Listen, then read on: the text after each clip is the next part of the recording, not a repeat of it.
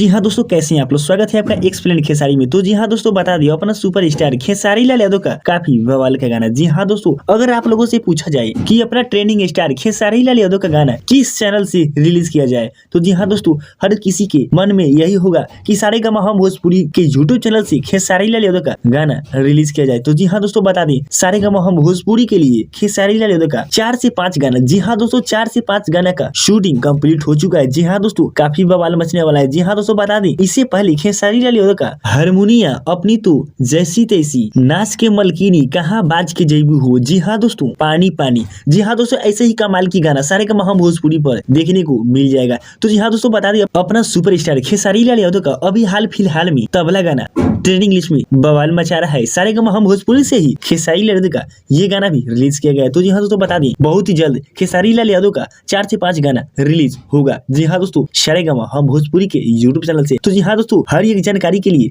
आप हमें सब्सक्राइब कर सकते हैं। तो जी हाँ दोस्तों, चलिए मिलेंगे फिर से, सब्सक्राइब जरूर कीजिएगा।